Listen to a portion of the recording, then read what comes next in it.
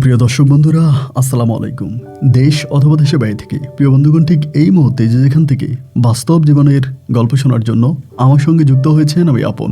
আর যে আপন জীবনের গল্পের 1464তম পর্বে আপনাকে এই প্রতিদিনের মতো স্বাগতম জানাচ্ছি। বন্ধুগণ, আজ আমি আপনাকে শোনাবো বন্দনগরী চট্টগ্রামের ভাই মোহাম্মদ তুষার হোসেনের জীবনের কলিজা কাঁপানো এক করুণ পারিবারিক বাস্তব জীবন কাহিনী। বন্ধুরা, আজকের গল্পের টাইটেল বোনকে 6 বছর নকল বউ বানিয়ে রাখে ভাই। বউ তো বই হয়, কিন্তু নকল বউ কেমন করে হয়? আর সেই নকল বই যদি হয়ে থাকে মায়ের পেটের আপন বোন, তাহলে কি মানা যায়? এই গল্পটা এইরকম একটা গল্প, আমার কাছে মনে হয় যে পুরোটা গল্প শুনলে আপনার শরীরের পশম দাঁড়িয়ে যাবে। সিনেমার গল্পকেও হার মানাবে আজকে তুষারের জীবনের হৃদয় বিদারক করুণ বাস্তব গল্প। সবাইকে অনুরোধ করবো শুরু থেকে শেষ পর্যন্ত চট্টগ্রামের ভাই তুষারের জীবনের করুণ বাস্তব গল্পটা আমার মুখে শুনবেন এবং গল্প শেষে তুষার ভাইকে ঠিক আপনার মতো করে একটা মন্তব্য কমেন্ট বক্সে লিখবেন। ধন্যবাদ সবাইকে। সুপ্রিয় বন্ধুগণ, আসসালামু আলাইকুম। আমার নাম মোহাম্মদ তুষার আহমেদ। আমার বাড়ি বন্দনগরী চট্টগ্রাম। বন্ধুরা, আমি আমার জীবনের গল্পটা শুরু করার শুরুতে আপনাদেরকে আমার পরিবারের সম্বন্ধে জানিয়ে রাখি। আমার পরিবারে আমি আছি, আমার বাবা আছে, মা আছে, রয়েছে আমার দাদিমণি সহ আমার একজন কাকা কাকিমা সহ কাকাতো ভাই বোন। ছোটবেলা থেকে আমি এক ভিন্ন রকম জীবনযাপন করি, যা শুনলে আপনি অবাক হয়ে যাবেন। শুরুতে আমার বাবার পরিচয়টা দিয়ে রাখি আমার বাবার পেশা সম্বন্ধে। আমার বাবা পেশায় ছিলেন একজন ট্রাক ড্রাইভার। আমি দেখতাম বাবা ট্রাক চালিয়ে আমাদের পরিবারটাকে চালাতো। বাবার পাশাপাশি আমার কাকাও ট্রাক চালাতেন, কিন্তু আমার বাবা আর কাকার মাঝে ছিলেন বিরাট এক তফাৎ। আমার বাবা কোনোভাবে নামাজ কালাম পড়তেন না, দাড়ি রাখতেন না এবং খুবই খারাপ জীবনযাপন করতেন। আমার কাকা ছিল সম্পূর্ণ তার ব্যতিক্রম ধর্মী। অলওয়েজে পায়জামা পাঞ্জাবি পরতো, টুপি পরতো এবং সবসময় মুখে দাড়ি থাকতো। আমার কাকা 5 ওয়াক্ত নামাজি একজন মানুষ ছিলেন। ছোটোবেলার কিছু স্মৃতি আমি বলি। আমি যখন খুব বেশি ছোট, তখন আমি দেখতাম আমার মায়ের সঙ্গে আমার বাবার খুব বেশি ঝগড়া হতো, শুধু এই নামাজ কালাম এবং জীবনযাপন নিয়ে। আমার বাবা ট্রাক চালানোর পাশাপাশি প্রচুর পরিমাণে নেশা করতো এবং নেশাগ্রস্ত একজন মানুষ ছিলেন। যা টাকা ইনকাম করতেন তার সবই আব্বা নেশার পিছনে ব্যয় করতেন। পরিবারে কোনো টাকা পয়সা দিতেন না। আমি একটু একটু করে বড় হই এবং বড় হওয়ার পরে আমি যাকে মা বলে ডাকতে শুরু করি, আমি জানতে পারি তিনি হচ্ছে আমার সৎ মা। আমার আপন মাও ছিল, কিন্তু আমার বাবার সঙ্গে ঝগড়া করে আমার আপন মা আমার দুধ বোনকে নিয়ে, মানে আমার বোন তখন মায়ের বুকের দুধ খাইতো, ওই সময় আমার বোনকে নিয়ে আমার মা রাগ করে আমার বাবার সংসার ছেড়ে চলে যায়। আর তার একটাই কারণ ছিল, তা ছিল আমার বাবার বেপরোয়া জীবনযাপন। আমার মা একটা সময় খুব হাঁপিয়ে ওঠে এবং এক পর্যায়ে আমার বোনকে নিয়ে আমার মা আমাদের বাড়ি থেকে তখন চলে যায়। আমি তখন খুবই ছোট, ওই স্মৃতিগুলো আমার খুব বেশি একটা মনে নাই, আমার দাদির মুখে শোনা এবং যেটুকু আমি আপনাকে এতক্ষণ পর্যন্ত বলেছিলাম। এক পর্যায়ে আমার মা আমার বোনকে নিয়ে চলে যাওয়ার পরে আমার বাবা খুব দিশেহারা হয়ে পড়ে। আমার বাবা তখন কিছুটা ভালোর পথে আসে। পুনরায় আমার দাদি আমার বাবাকে আবারও বিয়ে করায়। ঘরে আসে আমার সৎ মা, হয় আমার সৎ ভাই বোনগুলো, কিন্তু দেখা যায় কোনোভাবেই আমার সৎ ভাই বোনের সঙ্গে আমি অ্যাডজাস্ট হতে পারতেছিলাম না। আমার আব্বা দ্বিতীয় বিয়ে করার পরেও কোনো পরিবর্তন হয়নি। আমি ছোটোবেলা থেকে দেখতাম আমার মাকে যেরকম করে আমার কাকা টাকা দিত, আমাদের সংসার যেমন করে কাকা চালাইতো, ঠিক তেমনি আমার ঘরে নতুন মা আসার পরেও আমাদের পরিবারটাই চালায় আমার কাকা। আমার বাবা যা ইনকাম করে তার সবই ডগডগ করে গিলে ফেলে। এই পরিবারে একটু একটু করে বড় হচ্ছিলাম। আমি খুব খেয়াল করে দেখতাম গ্রামের প্রতিটা মানুষ আমার আব্বাকে খারাপ দৃষ্টিতে দেখতো। আমার বাবাকে আমাদের গ্রামের কোনো মানুষ ভালো বলতো না। বাবাকে নিয়ে খুব ঘৃণা হতো। বড় দুঃখের বিষয় হচ্ছে, আমার যেই মা আমার দুধ বোনকে নিয়ে, আমার ওই দুধ খাওয়া ছোটো বোনকে নিয়ে আমাদের বাড়ি থেকে চলে যায়, আমার সেই মা কি বেঁচে আছে না মরে গেছে তার কোনো সন্তান বা তার কোনো বিষয়ে আমাদের গ্রামের বা আমার নানু বাড়ির কেউই বলতে পারে না। আমার মা যখন আমার বাবার সংসার ছেড়ে চলে যায়, আমার মা টোটালি নিরুদ্দেশ হয়ে যায় এবং এরপরে আমার মা আমার নানা নানিকেও দেখতে আর কখনো গ্রামে ফিরে আসে না। মা কোথায় গিয়েছে, কেমন আছে, আদৌ বেঁচে আছে কি মরে গেছে, এটা আমরা কেউই বলতে পারি না। ছোটোবেলা থেকে আমি আসলে পড়াশোনা করি নাই, আমার পড়াশোনা করতে ভালোও লাগতো না, আর পারিবারিক এই কলহরের মাঝে আমি স্কুলেও যেতাম না। এরকম করতে করতে আমি মোটামুটি প্রায় অনেকটাই বড় হয়ে যাই। আমার সৎমা যেমনই ছিল, হিসাব করতে গেলে খুব বেশি একটা খারাপ ছিল বললে ঠিক হবে না। আমার সৎমা আমাকে মোটামুটি ভালোই বাসত। আমার সৎ ভাই বোনগুলো হয়, তাদের সঙ্গে আমার সম্পর্ক বেশ ভালোই ছিল। এই করতে করতে আমি প্রায় অনেকটাই বড় হয়ে যাই এবং খুব বেশি বড় হয়ে যাওয়ার পরে আমি তখন আমার এলাকাতেই একটা ছোটোখাটো দোকান চালাই। তো এই দোকানটা আসলে শুধুমাত্র দিয়ে থাকি সময় পাস করার জন্য, সময় কাটানোর জন্য। সময় ভালো কাটতেছিল না, সময় কাটানোর জন্য দোকানটা দিই। আর এই দোকানটাও ছিল এক ভিন্ন ধর্মী দোকান। তখন আপনার সিডি ক্যাসেটগুলো চলতো। আমি তখন সিডি ক্যাসেটের একটা দোকান দিই, বিসিডি ভাড়া দিই, টিভি ভাড়া দিই এবং সিডি ক্যাসেট বিক্রি করি। এই সিডি ক্যাসেটের একটা দোকান আমি তখন আমাদের বাজারে দিই। এই করে আস্তে আস্তে করে বড় হচ্ছিলাম। একটা পর্যায়ে আমার দাদি হঠাৎ করে আমার কাকারে বলল আমি যাতে সিডি ক্যাসেট বেচা বন্ধ করে দেই। তো এইটা বলার পরে আমার কাকাও আমাকে বললো যে তুই সিডি ক্যাসেট বিক্রি করিস না, তোর দাদি মানা করে, অন্য কিছু কর। তখন আমি সিডি ক্যাসেটও বিক্রি করে একটা পর্যায়ে বন্ধ করে দিই এবং এরপরে বাড়িতে ঘুরি ঘাড়ি খাই দেয় চলাফেরা করি। এমন করতে করতে আমাদের পার্শ্ববর্তী বাড়ির একটা মেয়ে, যার নাম হচ্ছে মিথিলা, ওই মেয়েটা আমাদের বাড়ির এক ছোটো ভাইয়ের মাধ্যমে আমার কাছে প্রেমের প্রপোজাল পাঠায় হঠাৎ করে চিঠির মাধ্যমে। মানে চিঠিতে সে আমাকে লেখে সে আমাকে পছন্দ করে এবং আমার সাথে প্রেমের সম্পর্কে জড়াতে চায়। এবং এই চিঠি পাওয়ার পরে আমি একটু বিব্রত হয়ে গেলাম। আর এই বিষয়টা কি, আমি তো জীবনে কোনোদিনও ওই মেয়ের দিকে চোখ তুলে তাকেও নাই। তবে মেয়েটা আমাদের গ্রামের মোটামুটি হাতে গোনা কয়েকটা সুন্দরী মেয়ের মাঝে একজন। তা আমার ভিতরে ভাই কখনোই না প্রেম প্রীতি ভালোবাসা এই জিনিসগুলো কাজ করে নাই। আমি সারাক্ষণেই পরিবার নিয়ে, আমার হারিয়ে যাওয়া জন্মদাতা মাকে নিয়ে চিন্তা করতাম, আমার হারিয়ে যাওয়া বোনের কথা চিন্তা করতাম এবং বাবার ওই তুচ্ছা তাড়নাগুলো সহ্য করতাম। কাউকে ভালো লাগা, কারোর সঙ্গে প্রেম করা, কারোর সঙ্গে সময় কাটানো, এই বিষয়গুলো কোনো দিন আমার মাথার মধ্যে আসেনি। আমি এসব নিয়ে কোনো দিন কোনো চিন্তাই করি নাই। তো এই মেয়েটা যখন আমাকে প্রেমের প্রপোজাল দেয়, আমাকে প্রপোজ করে, আমি তখন একটু বিব্রত হয়ে যাই। আমি অনেক দিন পর্যন্ত এই প্রেমের কোনো রিপ্লাই করি না, কারণ আমি তো বেকার মানুষ। কাকা ট্রাক চালায়, বাড়িতে আসলে আমার কিছু টাকা দেয়, ওই টাকা দিয়ে আমার হাত খরচ চলে। আর মাঝে মাঝে আমার সৎ মা ডিমা ডুমা এটা ওইটা বিক্রি করে আমার কিছু টাকা দেয়, এই দিয়ে আমি আসলে চলি। তো এর মধ্যে আবার প্রেম করব, প্রেম করলে তো খরচ আছে, আমি ভাই প্রেম টেম করবো না। এভাবে 2 থেকে 3 দিনের মতো কেটে গেল। একদিন সন্ধ্যার সময় আমি আমাদের বাজার থেকে আসতেছি, আমাদের বাড়ির পাশে বাজার আছে যেখানে আমার বিসিডির দোকান ছিল, ওই বাজার থেকে আমি আসতেছি। তো মিথিলা সেদিন করলো কি, রাস্তার মধ্যে দাঁড়াইছিল, মানে মিথিলাদের বাড়িটা পার হয়ে আমাদের বাড়িতে আসতে হয়। তো সন্ধ্যার পরে বাজার থেকে আসতেছি, ও আমারে দেখে ডাক দিছে, মানে তুষার ভাই বলে ডাক দিছে। ডাক দেওয়ার পরে আমি ওদের বাড়ির আঙিনাও দাঁড়াইছিল, ওখানে গেছি। যাওয়ার পর আমারে বললো, তুষার ভাই আমি যে আপনাকে একটা চিঠি পাঠাইছিলাম, এটি কি পাইছেন? আমি বললাম হ্যাঁ, চিঠি তো পাইছি। বলে পড়ছিলেন? আমি বললাম পুরোটা পড়ি নাই, 3 ভাগের 1 ভাগ পড়ছি। তারপর ও খুব হতাশ হয়ে গেল, আমাকে বলে তাই চিঠির রিপ্লাইটা যে দিলেন না।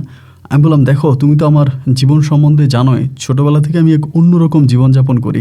আমার মা থেকেও নাই, ঘরে আমার সৎ মা, আমার বাবা নেশাখোর, আমি ছোটোবেলায় পড়াশোনা করি নাই, ছোটোখাটো একটা বিসিডি ব্যবসা করতাম, দাদি সেটাও বন্ধ করে দিল। আমি একরকম বেকার বোবগোর একটা ছেলে। আমার মতো একটা ছেলের সঙ্গে তুমি প্রেম করবা কেন? ও আমাকে বলে, আপনি যে এতক্ষণ যে কথাগুলো বললেন এগুলোর জন্য আমাকে আপনাকে ভালো লাগে। আপনার মা থেকেও নাই, সৎ মায়ের কাছে আছেন, ছোটোবেলা থেকে এক অন্যরকম চ্যালেঞ্জিং জীবন আপনি করতেছেন। এই সব কিছু দেখেই না আপনাকে আমার ভালো লাগছে, আমি এই জন্যই আপনাকে ভালোবাসি। আমি তার কাছ থেকে দূরে যেতে চাই, উল্টো সে আমার ওই দিকগুলো থেকে আমাকে ভালোবেসে যেতে চায়। তা আমি তখন তারে বললাম যে মিথিলা দেখো, আসলে এটা ভালো দেখাবে না, আমি কোনো রিলেশন করতে চাই না। এরপরেও এই মেয়েটা ছিল নাসরবান্দি, ও আমাকে ছাড়বেই না, আমার সঙ্গে ও রিলেশন করবেই করবে। দিন যত সামনের দিকে যাচ্ছে ওর পাগলামির মাত্রাটা ঠিক ততটাই বাড়তেছে। একটা পর্যায়ে আমি চিন্তা করলাম, আমাকে তো কেউ কখনো ভালোই বাসেনি, আমি কখনোই কারো ভালোবাসাই পাইনি। এই একটা মেয়ে যখন আমাকে মন থেকে ভালোবাসতে যাচ্ছে, একটা মেয়ে যখন আমার সঙ্গে সুখের সংসার করতে যাচ্ছে, তাহলে যাই হোক না কেন আমি মেনে নেই এই মেয়েটাকে। এরপরে আমি তখন মিথিলাকে মেনে নিলাম। মিথিলার সঙ্গে সেই সময়তে আমার একটা নতুন প্রেমের সম্পর্ক শুরু হলো। আমি ঠিক জানি না এই প্রেমের ভবিষ্যৎ কী। দিনকে দিন, রাতকে রাত ওর সঙ্গে আমি কাটাইতাম। রাতের বেলায় ঘুমাইতাম না, ও আমার ঘরের দরজায়, আমার জানালায় ঠকঠক করে শব্দ করে, একটা ছেলে যেভাবে একটা মেয়েকে ঘর থেকে বের করে আনে, মিথিলা একইভাবে আমার ঘরের দরজায় ঠকঠক করে আমাকে বের করে আনতো। এরপরে সারাটা রাত নদীর ঘাটে, পুকুর পাড়ে, বিলের ধারে, এখানে সেখানে ঘুরে ঘুরে মিথিলার সঙ্গে পুরোটা রাত কাটাতাম। এমন কোনো রাত ছিল না মিথিলার সঙ্গে সম্পর্কের পরে যে আমি একা একা ঘুমিয়েছি। প্রতিটা রাতে বনে বাজারে আমি মিথিলাকে নিয়ে ঘুরে বেরিয়েছিলাম। আমার এই প্রেমের গল্পটা লাইলি মজনুকেও রীতিমতো হার মানাবে। হাঁটি হাঁটি পাপা করে আমার প্রেমটা সামনের দিকে যাচ্ছিল।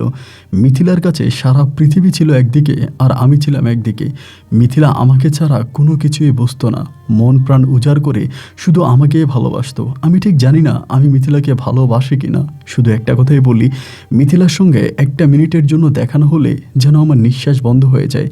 মিথিলার সঙ্গে কথা বলতে না পারলে যেন আমি গলা কাটা মুরগির মতো ধরপড় করে মরে যাই।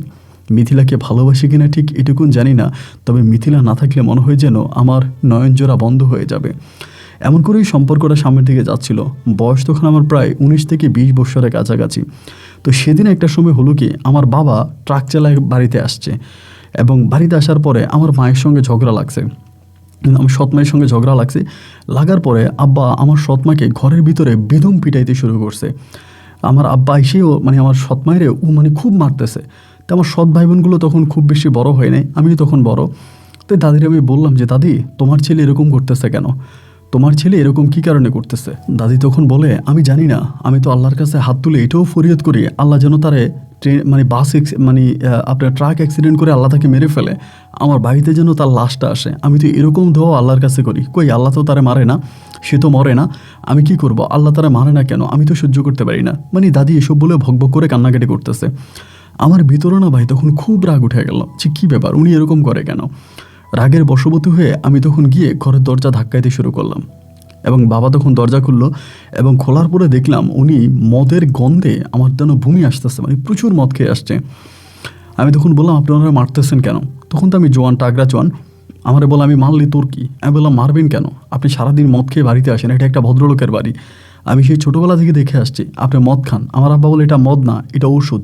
আমি বললাম, ওষুধ? আপনি ওষুধ খেয়ে এসে ওনারা মারতেছেন কেন? এই নিয়ে যেহেতু আমার আব্বা নেশাগ্রস্ত অবস্থায় ছিল, এক কথায় দুই কথা আমার আব্বা তখন আমাকে একটা থাপ্পড় দিয়ে বসে এবং থাপ্পড় দিয়ে বসলে পরে আমি তখন আর সহ্য করতে পারিনি। আমি এমনিতেই খুব অ্যাগ্রেসিভ ছিলাম এবং গিয়ে আমার কলার চেপে ধরি এবং ঘর থেকে ওনাকে টেনে হেঁচড়ে বের করি। ঘরের উঠানে এসে আমি ওনাকে বেদম মারতে শুরু করি।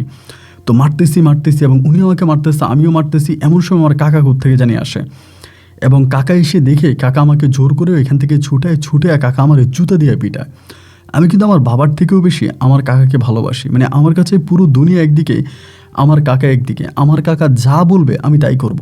আমি কাকার কথার বাইরে কোনো কাজ কখনোই করি নাই। তো কাকা যখন আমাকে জুতা দিয়ে পিটানোর পরে আমার ভিতরে খুব রাগ উঠলো। আরে আমি তো কোনো অন্যায় করি নাই, কোনো অপরাধ করি নাই। আমার বাবা এরকম জীবনযাপন করতেছে, কাউরই শান্তি দিতেছে না, গোটা পরিবারটাকে উনি নরক বানায় রাখছে। তো ওনারে আমি ওনার সাথে আমি মারামারি লাগছি, তো আমার কাকা আমার মারবে কেন? রাগ এবং ক্ষোভ অভিমান নিয়ে আমি তখন বাড়ি থেকে বেরিয়ে গেছি। ধুর, এই বাড়িতে আমি আর থাকবোই না।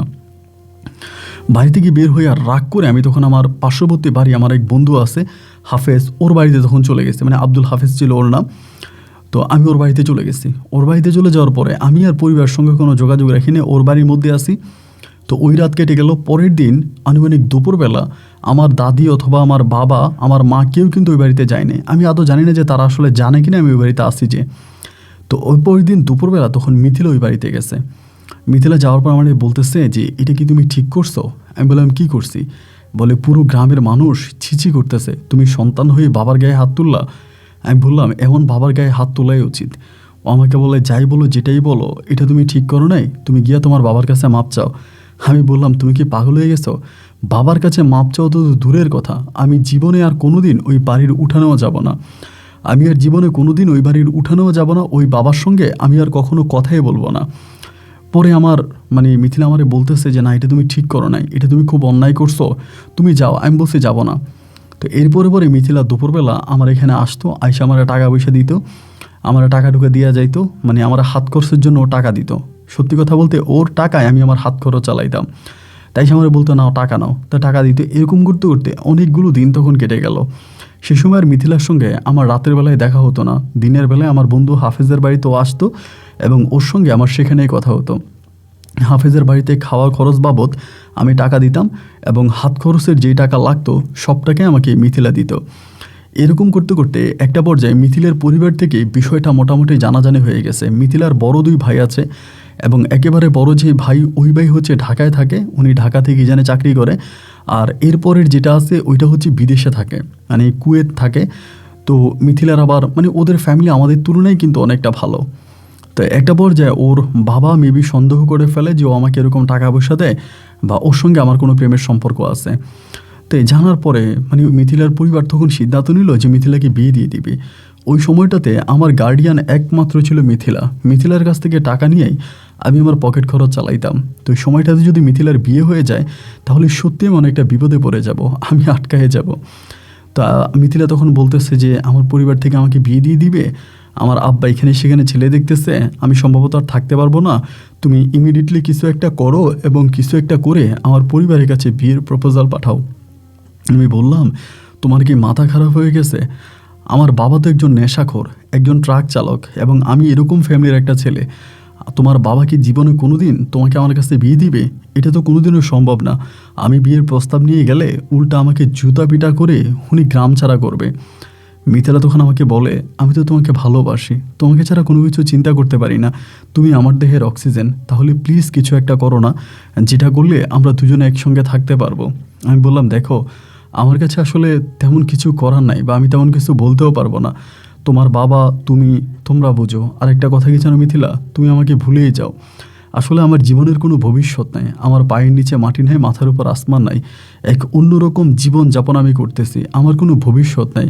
তুমি আমার সঙ্গে জড়িয়ে নিজের জীবনটাকে আর নষ্ট করো না, যা করার করছো এবার তুমি আমাকে ছেড়ে দাও, তুমি তোমার মতো করে তোমার পছন্দনীয় তো কাউকে বিয়ে করো। তো এগুলোকে বলতেছি, ও তখন খুব রাগ করতেছে, আমাকে বলে আমি এত বছর ধরে তোমার সঙ্গে সম্পর্কে আছি, আমি কী করে অন্য কাউকে বিয়ে করব? আমার পক্ষে অন্য কাউকে বিয়ে করা কখনোই সম্ভব নয়। যদি বাঁচতে হয়, যদি থাকতে হয় তো তোমার সঙ্গেই থাকবো, আর যদি মরে যায় তাহলে মরে যাব, কিন্তু জীবনে একটাই প্রতীক্ষা, সেটা হচ্ছে আমি তোমায় নিয়ে ভালোবাসবো, তোমার সঙ্গেই থাকবো। তো এগুলোও বলতেছে, আমি ওর এই কথাগুলো শুনতেছি, কি পলিসি বা কি ওকে বলবো আমি তখন নিজেও বুঝতে পারি না। ও জাস্ট বলতেছে, আমি ওর কথাগুলোকে হজম করে যাচ্ছি। এইরকম করতে করতে একটা পর্যায়ে ও আমারে বলতেছে যে, তুষার তুমি একটা কাজ করো, তুমি দেশের বাইরে চলে যাও, দেখো না দেশের বাইরে গিয়ে কোনো কিছু একটা করতে পারো কি না, যদি তুমি দেশের বাইরে গিয়ে কিছু একটা করতে পারো তাহলে পর আমাকে সহ নিয়ে যাবা, আমরা দুজনে মিলে বিদেশে গিয়ে আমরা একসঙ্গে থাকবো। আমি তখন ওরে বললাম, তুমি কি পাগল হয়ে গেলা? ভাত খাইতে ভাত নাই, তুমি খুঁজো করল্লা ভাজি। আমি দেশে চলতে পারি না, তুমি আমার 10 টাকা 20 টাকা দিয়ে আমার দেশে চালাইতেছো, আর বিদেশ যাওয়ার টাকা আমি কোথায় পাবো? ও তখন হঠাৎ করে বলে বসলো কি, দেশে চলার জন্য যদি আমি তোমাকে টাকা ম্যানেজ করে দিতে পারি তাহলে বিদেশ যাওয়ার জন্য আমি তোমাকে টাকা দিতে পারবো। ওর এই কথাটা শুনে আমি একটু থমকে দাঁড়াইলাম, তুমি কি বললা? আমি বিদেশ যাওয়ার সময় তুমি আমাকে টাকা দিবা? কোত্থেকে দিবা? ও আমাকে বলে, আমি যদি তোমাকে বিদেশ যাওয়ার সময় টাকা দিই তাহলে কি তুমি নিবা? আমি বললাম, আমার তো স্বপ্ন আছে দেশের বাইরে চলে যাওয়ার, আমি অনেক দিন ধরেই চিন্তা করতেছি, যদি দেশের বাইরে যাওয়ার কোনো একটা সুযোগ পাই তাহলে আমি দেশের বাইরে চলে যাব। পরিবারের কাছে আর এভাবে অত্যাচারিত ছোট হইতে আর ইচ্ছে করতেছে না। তারপর আমারে বলতেছে যে, সত্যি সত্যি বলতেছে তো, আমি যদি টাকা ম্যানেজ করতে পারি তাহলে তুমি যাবা? আমি বললাম, হ্যাঁ যাবো না কেন? এরপরও আমাকে বলে যে, ঠিক আছে আমি তোমার টাকা দিব, তুমি খুব রিসেন্ট হচ্ছে পাসপোর্ট করার ব্যবস্থা করো। আমি বললাম, ঠিক আছে তাই তুমি টাকা দাও, আমি পাসপোর্ট করব। এরপরও আমাকে টাকা দেয় এবং ওর টাকা দিয়ে আমি তখন পাসপোর্ট সম্পন্ন করি। এবং পাসপোর্ট হাতে পাওয়ার পরে ও তখন আমাকে বলে, দেখো তো কোনো লোক পাওয়া যায় কিনা পাসপোর্ট জমা দেওয়ার মতো। আমি তখন বললাম যে, পাসপোর্ট জমা দিতে অনেক টাকা লাগবে, এত টাকা আমি কোথায় পাবো? ও আমাকে বলে, আমি যে করেই হোক ম্যানেজ করব, তুমি পাসপোর্ট দেওয়ার জন্য একটা লোকের কাছে টাকা দাও।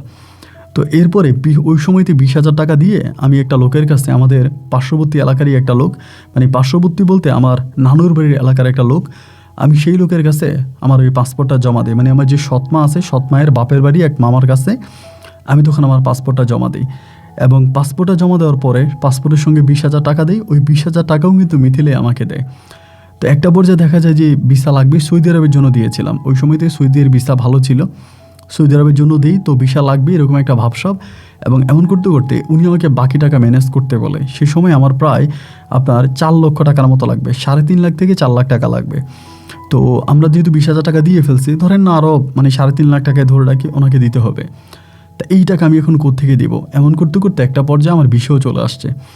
এখন ভিসা আসার পরে উনি আমাকে টাকার জন্য চাপ দিতেছে, এই যে তুষার টাকা দাও, তোমার তো ভিসা চলে আসছে, এখন টাকা না দিলে তো ভিসা মাইর হয়ে যাবে, টাকা দাও। তো আমি আবার ওই সময় তো হলো কি, আপনার ভিসা কিন্তু বিক্রি করা যাইতো, ধরুন আমার পাসপোর্ট দিয়ে ভিসা আনছে, তো চাইলেই এটা অন্য কারো পাসপোর্টে লাগিয়ে দেওয়া যাইতো। এখন তো আর এই সময় এটা করা যায় না, কিন্তু আগে করা যাইতো। এখন আমাকে বলতেছে, তুষার টাকা দাও, ভিসা তো আসছে, এখন আমি টাকা দিব কোত্থেকে ভাই, আমার কাছে তো টাকা নাই। আমি তখন খুব দিশেহারা হয়ে গেলাম। আমি ওনারে বলতেছি যে আমি টাকা ম্যানেজ করব, এবং টাকার জন্য তখন পরিবারকে চাপ দিচ্ছিলাম। মানে পরিবার বলতে আমার দাদিরে বলছিলাম যে আমার টাকা দাও, কাকারে বলতেছে টাকা দাও। তো আমার পরিবার একটা কথাই বলতেছে, তারা এত টাকা কোত্থেকে দিবে। আসলে মূলত আমার কাকাও ট্রাক চালায়, আমার বাবাও ট্রাক চালায়, বাবার হিসাব করে তো আর লাভই নেই। আর আমাদের এমন কোনো জায়গায় সম্পত্তিও নাই যেটা বিক্রি করে আমাকে বিদেশ পাঠাইতে পারবে। তো সে সময়ের ভিতরে খুব দিশেহারা হয়ে যাওয়ার পর একদিন মিথিলা আমাকে হঠাৎ করে এমন একটা প্রস্তাব দিল যে প্রস্তাব শুনলে আপনার মাথায় আসমান ভেঙে পড়বে। মিথিলা আমারে বলতেছে আমার মানে ওর বড় বোন মানে বড় ভাইয়ের বউ, ওর বড় ভাইয়ের বউর হচ্ছে বাচ্চা হবে। তো বাচ্চা হওয়ার কারণ মানে বাচ্চা হবে, তো যার কারণে ওর বড় ভাইয়ের বউ ওর বড় ভাইয়ের শ্বশুর বাড়িতে চলে গেছে, মানে ওর ভাবি ওনার বাপের বাড়িতে চলে গেছে। তো আমারে বলতেছে যে ভাবির ঘরের চাবি আমার কাছে আছে, আমি ভাবির ঘরের দরজা খুলে এবং ভাবির ঘরের স্টিলের আলমারির ভিতরে গয়নাগাটি আছে, আমি এই গয়নাগাটিগুলো তোমাকে দিয়ে দিই, তুমি এগুলো বিক্রি করে 20,000 টাকা জমা দিয়ে তুমি বিদেশ চলে যাও। আমি বললাম তুমি কি পাগল হয়ে গেছো? আমি যদি এই গয়নাগাটি দিয়া 20,000 টাকা দিয়ে বিদেশ চলে যাই, তাহলে কি তোমার ভাবি তোমার বাবা মা তোমাকে আস্ত রাখবে? এরা তো তোমাকে মেরেই ফেলবে। তুমি কি বলতেছো? না না, এটা আমার পক্ষে সম্ভব নয়। ও আমাকে বলতেছে তুষার দেখো তুমি এই কাজটা করো, যদি তুমি এই কাজটা না করো তাহলে আমি সত্যিই বড় বিপদে পড়ে যাব। আমি খুব কষ্ট করে এই পর্যন্ত আসি, আমার বাবা যে কোনো সময় আমাকে বিয়ে দিয়ে দিবে, আমি কিন্তু আর থাকতে পারবো না। তুমি যেভাবেই হোক তুমি এই কাজটা করো, আমি তোমাকে এই গয়নাগাটিগুলো ম্যানেজ করে দিই, তুমি এগুলো বিক্রি করো এবং বিক্রি করে তুমি বিদেশে চলে যাও। আমি বললাম যে না মিথিলা, আমার দ্বারা এটা কোনোভাবেই সম্ভব না। তোমার মায়ের গয়নাগাটি, তোমার ফ্যামিলির গয়নাগাটি আমি বিক্রি করে বিদেশ যাব, এত বড় দুঃসাহস আমার কখনোই হবে না, আমি এটা পারবো না। এই নিয়ে ধরেন ওর সঙ্গে আমার তখন কথা কাটাকাটি হইতেছে। একটা পর্যায়ে ও আমারে বলতেছে তাহলে এমন একটা বুদ্ধি বাইর করো, যেই বুদ্ধিতে গয়নাগাটিগুলো তুমি বিক্রি করবা নিয়ে যাবা, কিন্তু আমি দোষী হব না। তখন আমার হঠাৎ করে মাথায় একটা আইডিয়া আসছে। আমি বলি তাইলে এটা চুরির মতো করে একটা কাহিনী সাজাই। ও আমাকে বলে চুরির মতো করে, তাহলে কি করা যায়?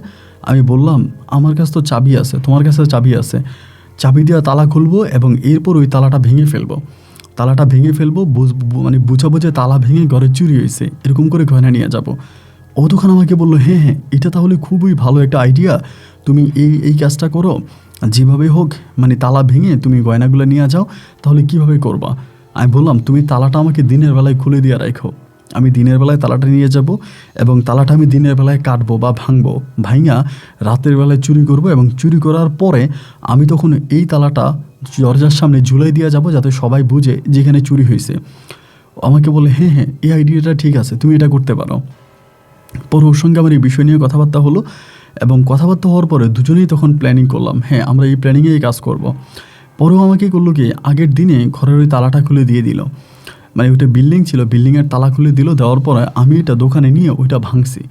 ভাঙার পরে এই তালাটাই নিয়ে রাতের বেলায় আমি আর মিথিলা একসঙ্গে মিথিলার ভাবির ঘরে ঢুকছি এবং বিছনার নিচ থেকে স্টিলের আলমারির চাবি নিয়ে স্টিলের আলমারি খুলে সেখান থেকে যত গয়না গাটি টাকা পয়সা যাই ছিল এই সব কিছু আমি তখন নিয়ে যাই এবং সব কিছু নিয়ে যাওয়ার পরে একইভাবে ওই ঘরটাকে ওভাবে খোলা রেখে মানে তালাটাকে ঝুলিয়ে রেখে আমি তখন চলে যাই, মিথিলা তখন ঘরে যায় এবং সকালবেলায় তখন সেই বাড়িতে হুড়মুড় করে কান্নাকাটি চিল্লাচিল্লি এবং পুরো বাড়িতে ডাক পড়ে গেছে যে মিথিলার ভাবির ঘরে চুরি হয়েছে।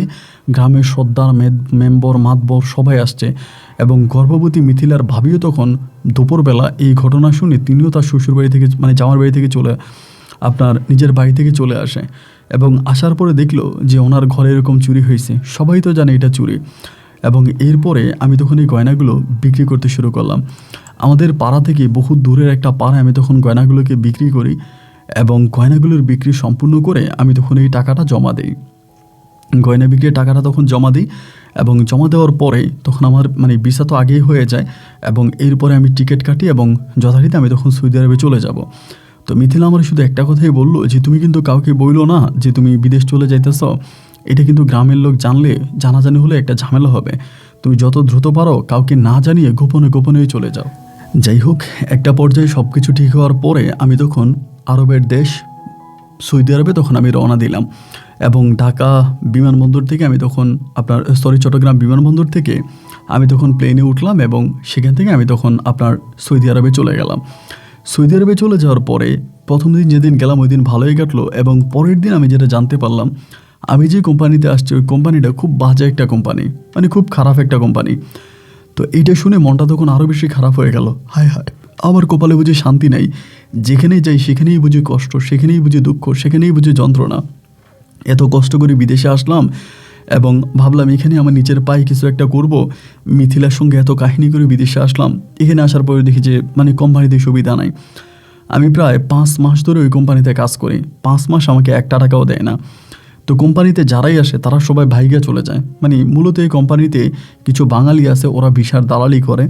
ওই লোক ভাইগা যায়, কফিলে থেকে আবার ভিসা নেয়, ভিসা দেওয়া লোক আনে, তাদের দেয় না বেতন, এবং বেতন না দেওয়া তো লোকেরা ভাইগা যায়। আর ভাইগা গেলেই নতুন করে ভিসা উঠায়, ওই ভিসার দালালি যেটাকে বলে, ওই দালালি করে। তা আমি তখন 6 মাস ওই দোকানে কাজ করি এবং কোনোভাবেই সেখান থেকে আমি কোনো স্যালারি পাই না।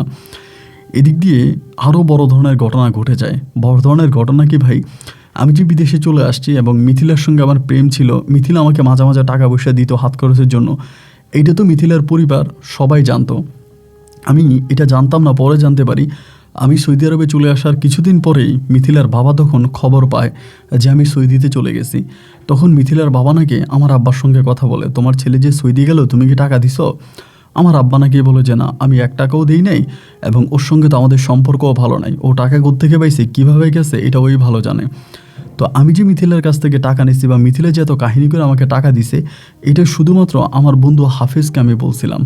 তো আমার যতটুকু ধারণা, হাফেজ সম্ভবত মিথিলার বাবাকে বিষয়টা জানিয়ে দেয়, এবং মিথিলার বাবাকে বিষয়টা জানিয়ে দেওয়ার পরে মিথিলার উপর তখন নেমে আসে এক বড় নির্যাতন। মিথিলার ফ্যামিলি তখন মিথিলাকে কুকুরের মতো পিটায়, ভীষণভাবে মারধর করে, এবং মাইরাটাইরা ওরে ঘরের ভিতরে আটকায় রাখে। এক পর্যায়ে তখন আমাদের গ্রামের লোকজন মিলে এটা একটা দরবার ডাকে, মেল ডাকে, এবং মেলে দরবারে তখন আমার বাবাকে, আমার কাকাকে, আমার দাদিকে তখন হাজির করা হয়। তারা এক বাক্যে বলে তারা এই বিষয়ে কোনো কিছুই জানে না। এবং আমি তখন দেখলাম যে মিথিলাকে ওর বাবা মা হয়তো মেরেই ফেলবে, এমনভাবে ওকে টর্চার করতেছে। এক পর্যায়ে আমি আমার এলাকার মেম্বারের মাধ্যমে মিথিলার বাবার কাছে প্রস্তাব পাঠাইলাম, হ্যাঁ, মিথিলি আমাকে টাকা দিছে, গয়না ওই বিক্রি করছে বা ওই আমাকে টাকা দিছে, ঠিক আছে, আমি মিথিলার টাকা আবার মিথিলাকে ফিরাই দিব। আমি আপনাদের কাছ থেকে যে টাকার গয়না নিছি, যে টাকার গয়না, এই টাকা আমি মিথিলার বাবিকে দিয়ে দিব, বা ওই গয়না আমি মিথিলার বাবিকে দিয়ে দিব, আমাকে একটু সময় দেন। তো এই ঘটনার পরে মিথিলার পরিবারের কাছে সম্পূর্ণভাবে পৌঁছে গেছে। নিজের জন্মদাতা মা হয়েও মিথিলার সঙ্গে আর কথা বলতো না, ওর বাবা ওর সঙ্গে কথা বলতো না। ও ভাই যখনই আমাকে ফোন দিত তখনই চিৎকার করে কান্না করতো এবং বলতো যে আল্লাহ আমাকে মরণ দেয় না কেন, আমি মরি না কেন। এবং ওর ঘর থেকে ওর খাবার পর্যন্ত বন্ধ করে দিছে, যেহেতু এই ঘরে খাবার খাইতে পারবি না। ও মানুষের বাড়িতে গিয়া কাজ করে ও ভাত খাইতো, এমন একটা অবস্থা ওর। আর সৌদি আরবে তখন আমি পড়ে আসি, এক মর্মান্তিক জীবনযাপন করি।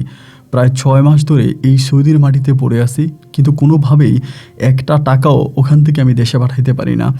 মিথিলা এত কষ্টে আছে, এত যন্ত্রণায় আছে, এত দুঃখে আছে, কিন্তু আমি সৌদিতে থেকেও মিথিলাকে একটা টাকা দিয়ে কোনো সাহায্য সহযোগিতা করতে পারি না। তখন মনে হলো যে জীবনের বাস্তবতা সম্ভবত এইটাই। চারদিকে তখন শুধু অন্ধকার, আলোর কোনো ছোঁয়া নাই। বারবার আল্লাহর কাছে বলি, আল্লাহ হয় মৃত্যু দাও, না হয় একটা ভালো পথ দেখাও, এই জীবন আর সহ্য হয় না। মিথিলা যখনই ফোন করে তখনই কান্নাকাটি করে, চিল্লাচিল্লি করে, এই করে তখন সময়গুলো কাটতেছে। একটা সময় আমি সিদ্ধান্ত নিলাম আমি এই কোম্পানি থেকে পালায়ে যাব। আর কতদিন আমি এই কোম্পানিতে থাকবো। তখন আমি রিয়াদ থাকি, এবং রিয়াদ থেকে, ওই কোম্পানি ছিল রিয়াদে, আমি তখন এই রিয়াদ থেকে পালিয়ে অন্য একটা জায়গায় চলে যাই এবং সেখানে মক্কার দিকে চলে যাই, এবং সেখানে গিয়ে আমি তখন কাজের সন্ধান করতে থাকি। আমাদের পরিচিত একটা বাঙালি ভাইয়ের বাসা আছে, ওনার বাসায় গিয়ে উঠি, এবং উঠার পরে বিভিন্ন জায়গায় তখন কাজ খুঁজতেছি, কাজ পাই না, কোনো জায়গায় কাজ পাই না। এরকম করতে করতে একদিন সন্ধ্যার দিকে ওই ভাই, ওনার নাম ছিল সিরাজ ভাই, তখন আমাকে ক্যাফটেরিয়া বলতে আমাদের যে কফি হাউসের মতো একটা জায়গায় নিয়ে গেছে। তো কফি হাউসের মধ্যে নিয়ে যাওয়ার পরে ওখানে গিয়ে বসে আসি। এমন সময় একটা দামি গাড়ি করে একটা লোক আসছে, অনেক দামি একটা গাড়ি নিয়ে একটা লোক আসছে। আসার পরে সিরাজ ভাই তখন ওই লোকটারে বলতেছে যে জাকির ভাই একটু কথা বলবেন, আমার থেকে একটু বয়সে বড়ই হবে এরকম একটা ছেলে নামছে গাড়ি থেকে। ছেলেটার নাম সম্ভবত জাকির। পরে সিরাজ ভাই ওই ছেলেটারে বলতেছে যে জাকির ভাই একটা হেল্প করেন না, আমারে একটা সাহায্য করেন। তো ছেলেটা তখন বলতেছে কি হয়েছে, বলে ভাই এই ছেলেটার নাম হচ্ছে তুষার, বাড়ি হচ্ছে চট্টগ্রামে, আপনাদের বাড়ি তো চট্টগ্রামে, তো আবার সিরাজ ভাই বাড়ি হচ্ছে কিন্তু সিলেটে, ওনার বাড়ি সিলেটে। তো বলে আপনাদের তো চিটংয়ে, ওর বাড়িও চিটংয়ে, ছেলেটা একটা বিপদে পড়ছে, যদি পারেন ভাই একটু সাহায্য করেন। পরে উনি বলতেছে কি বিপদ, কি হয়েছে। পরে উনি কফি খাইতেছে আর বসে বসে আমার সঙ্গে কথা বলতেছে। পরে মনে জানালাম যে ভাই আমার ঘটনা, যে মালিকের আন্ডারে আসছে ওই মালিক খুবই খারাপ, আজকে প্রায় 8 মাসের মতো কাজ করছে, কোনো বেতন টেতন দেয় নাই এবং ঠিকমতো খাওয়ার টাকাও দেয় না, খুব কষ্টে আছি, যার জন্য ভাইয়া আসছে। তো উনি তখন বলতেছে যে সৌদির অবস্থা তো এখন খুব বেশি একটা ভালো না, ভাইয়া চলে আসছো তো তারপর এখন কি করব, আচ্ছা ঠিক আছে দেখি আমাদের দোকানের কার্ডটা নিয়ে যাও, তুমি কালকে আমাদের দোকানে আইসো। এই কথা বলে ওনাদের দোকানে অন্য সম্ভবত বড় কোনো মার্কেট হবে, সুপার মার্কেট বা এরকম কিছু একটা, পরে তার দোকানে একটা কার্ড দিয়ে তখন চলে গেছে। চলে যাওয়ার পরে রাতের বেলায় সিরাজ ভাইয়ের সঙ্গে কথা বলি। সিরাজ ভাই আমারে বলে, এই তুষার, জাকির কিন্তু অনেক বড় লোক এবং জাকিরদের কিন্তু এই সৌদিতে কোটি কোটি টাকার ব্যবসা আছে, দোকানপাট, ব্যবসা বাণিজ্য, এক কথায় বলতে গেলে জাকিরের বাবা মা তারাও সৌদিতে থাকে এবং তারা অনেক বড় লোক, কালকে হয়তো ওখানে গেলে তোমার একটা ভালো কাজ হতে পারে। তা এইটা উনি আমাকে বলছে। বলার পরে আমি বলছি আচ্ছা ভাই ঠিক আছে, তাহলে যাবো নি, দেখি আল্লাহ আমার ভাগ্যে কী রাখছে, লোকটা আমার জন্য কোনো কিছু করতে পারে কিনা। পরের দিন সকালবেলা তখন ভালো জামা কাপড় পরে ওই সিরাজ ভাইয়ের যে আছে দোকান আছে, দোকানের মধ্যে গেলাম। যাওয়ার পরে ওখানে আরেকজন বসে আছে, তার বাড়িও চিটংয়ে। তারে বললাম যে সিরাজ ভাই আমার আসতে আপনার জাকির ভাই আমার আসতে বলছে। পরে বলে জাকির ভাই তো এখন দোকানে নাই, আপনি বসেন, উনি সম্ভবত আসবে। অনেকক্ষণ পর্যন্ত বসে আছি, দুপুর হয়ে গেল, উনি আসে নাই, বিকেল হয়ে গেছে তাও আসে না, এবং ওনার নাম্বারে কল দিলে পরে উনি নাম্বারও রিসিভ করে না। উনি কয়েছে না আছে, এখানকার লোকেরাও কেউই বলতে পারে না। মাগরিবের অনেকক্ষণ পরে, এশার কিছুক্ষণ আগে পরে উনি দোকানে আসছে। আসার পরে আমি তো দোকানের সামনে বসে আছি, আমার দেখে চিনতে পারে না, উনি ক্যাশে চলে গেছে। ক্যাশে যাওয়ার পরে ক্যাশের ওই ছেলেটা বললো যে জাকির ভাই এমন এমন ঘটনা, একটা ছেলে আসছে। পরে আমরা ডাক দিয়া বলে, তোমার না সকালে আসতে বলছিলাম? আমি বললাম ভাই আমি তো সকালেই আসছি। বলে সকালে আসছিলা? আমি বললাম জি সকালবেলায় আসছি, কিন্তু আপনার তো পাই নাই, যার জন্য সারাদিন এখানে অপেক্ষা করছিলাম আপনার জন্য।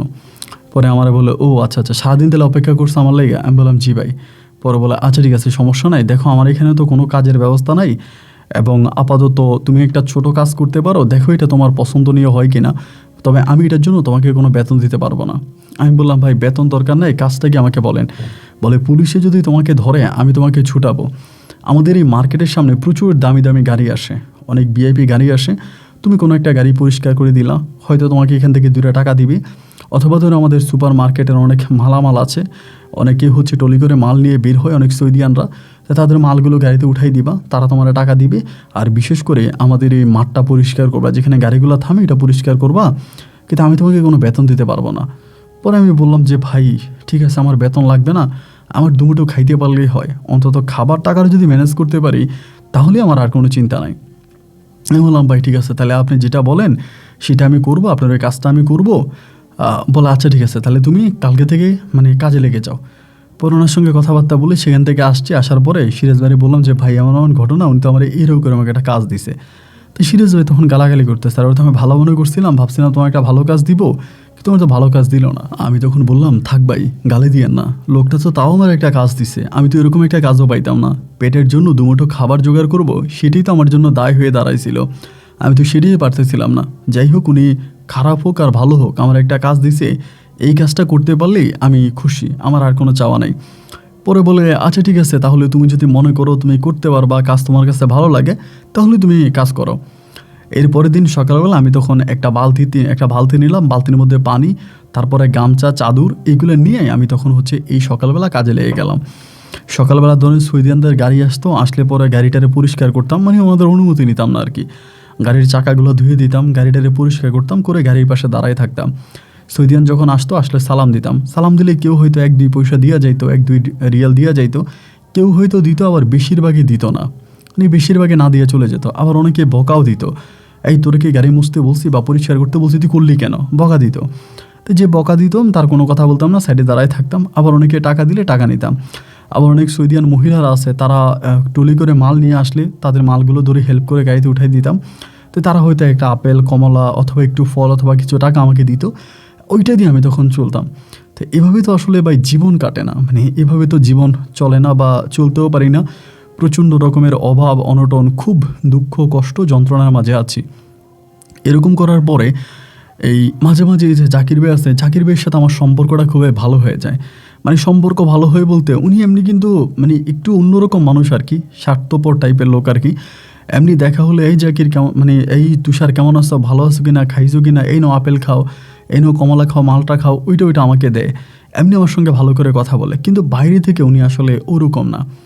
এরকম করে ওনার দোকানে আমি 5 মাসের মতো কাজ করি। ওনার দোকানের মধ্যে 5 থেকে 6 মাস হবে, 5-6 মাসের মতো কাজ করি। 5-6 মাস কাজ করার পরে একদিন হইল কি, উনি আমারে বলতেছে যে তুষার, তোমার সঙ্গে আমার কিছু জরুরি কথা আছে। এর আগে আবার উনি আমাকে জিজ্ঞেস করছে তোমাদের গ্রামের বাড়িটা কোথায় এবং তোমাদের গ্রামে কে কে আছে, আমার এগুলো জিজ্ঞেস করছে। তখন কিন্তু আমি আমার আব্বা আমাদের পরিবার থেকে আমারে একরকম একটা নতুন জায়গা দিছে, নতুন একটা জায়গা দিছে। ওই জায়গার ভিতরে আমি তখন ইয়ারে দিয়া এই মিথিলের দিয়া মাটি রেডি ফেলছিলাম। ওখানে মাটি ফেলছি যে মিথিলেও কাজ টাজ করে ওখানে মাটি বানাইছে, ঘর বানাইছি, আমি ওখানে থাকবো। ওইটা আলাদা একটা ঘর আর কি, আলাদা করে বানানো হয়েছে।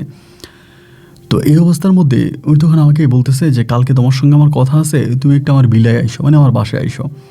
তো এইটা বলার পরে আমি তখন বললাম যে আচ্ছা ভাই ঠিক আছে, আমি যাব। পরের দিন তখন ওনার বিলার মধ্যে আমি গেছি। উনি আবার একটা নতুন অ্যাপার্টমেন্টে থাকতো এবং পুরো বিল্ডিং উনি একাই থাকে, অনেক বড় একটা বিল্ডিং। তো সেখানে যাওয়ার পরে উনি তখন আমার খুব আমার সঙ্গে কথা বলতেছে, খুব ভালো করে কথা বলতেছে, আদর আপ্যায়ন ভালো করে, সম্মান করে, ভালোবাসা দেখে খুব কঠিনভাবে কথা বলতেছে।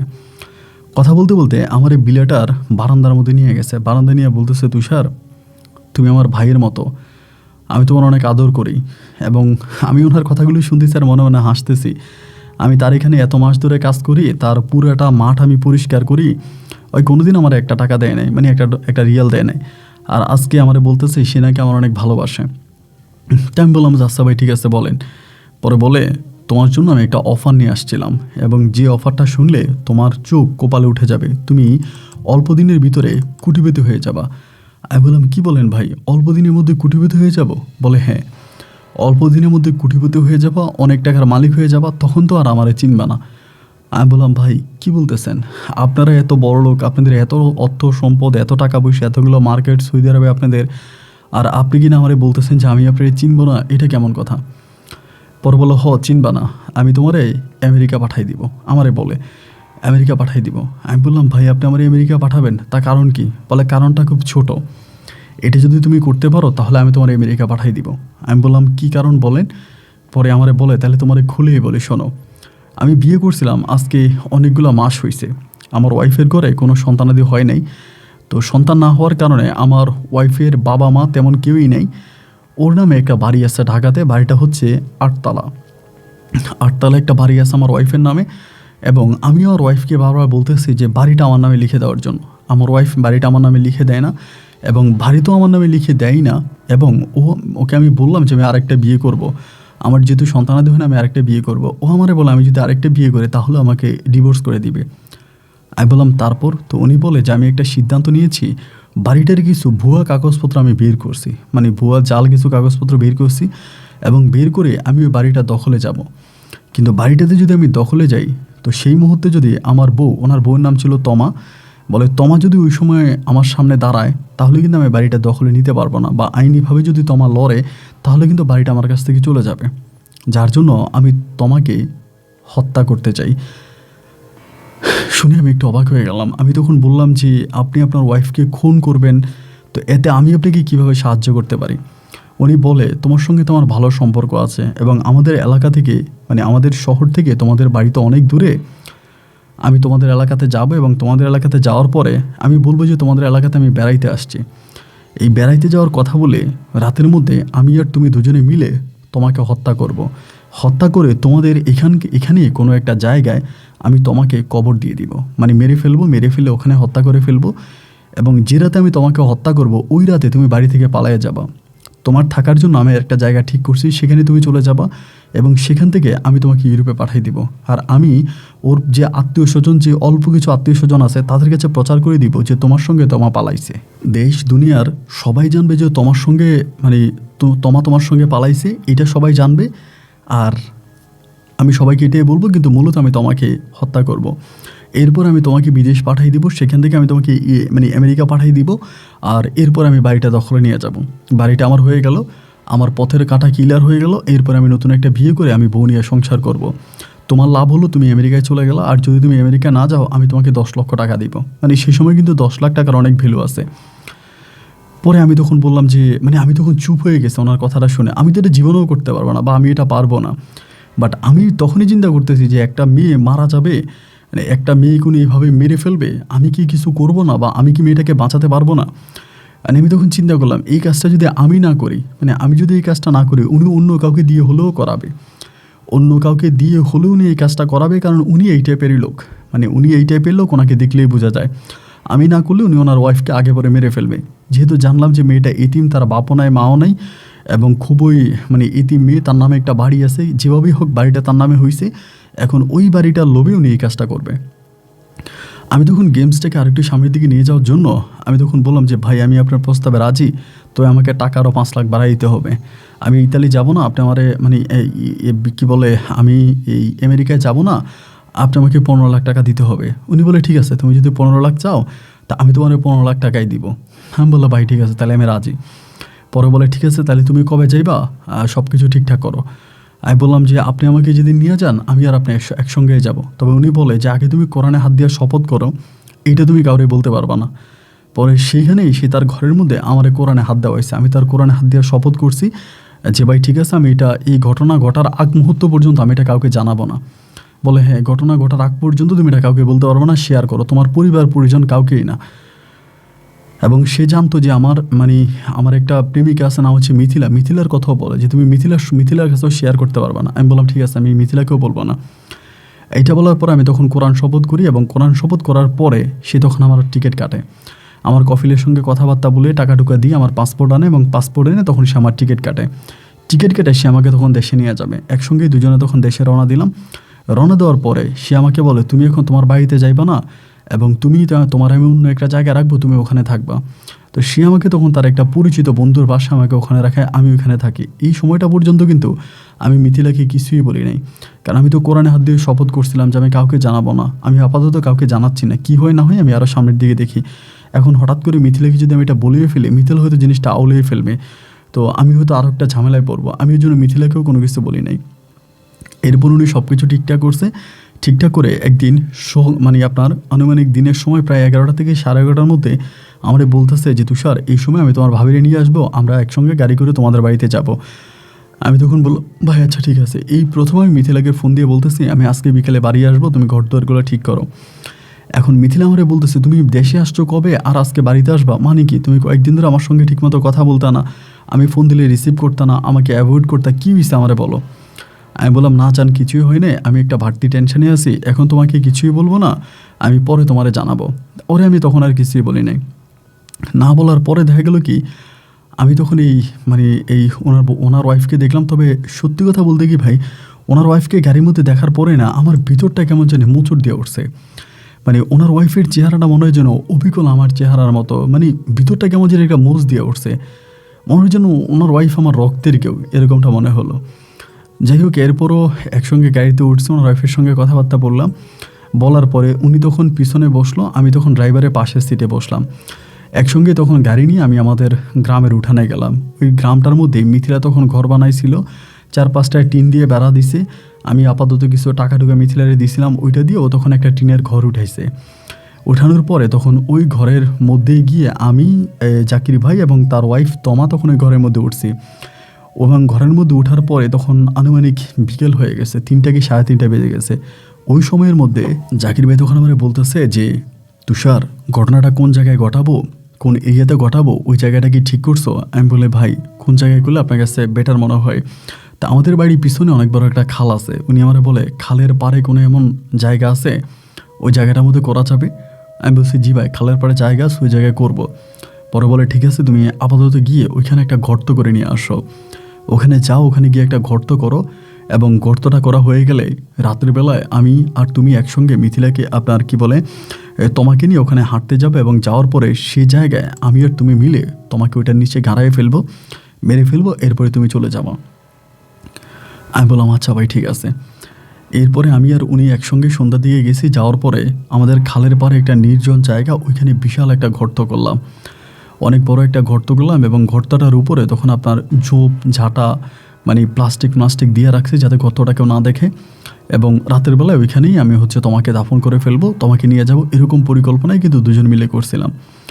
তা আমি চিন্তা করতেছি যে কী করা যায়। আমি কিন্তু ওনার ভাবমূর্তি বুঝতেছি যে কিছু একটা, আমি কিন্তু মূলত তোমাকে হেল্প করব। আমি যে গর্ত করেছি বা যেখানে তোমাকে আমি দাফন করবো চিন্তা করতেছি, এটা কিন্তু আমি শুধু ওনার মন রক্ষাতে করতেছি। আমি কিন্তু কোনো একটা সুযোগ খুঁজতেছি তোমাকে সত্যিটা বলে দেওয়ার জন্য, যে আপনার হাজব্যান্ড আপনাকে এখানে নিয়ে আসছে আপনাকে মেরে ফেলার জন্য, আপনি সেভ হয়ে যান, এইটা বলার জন্য।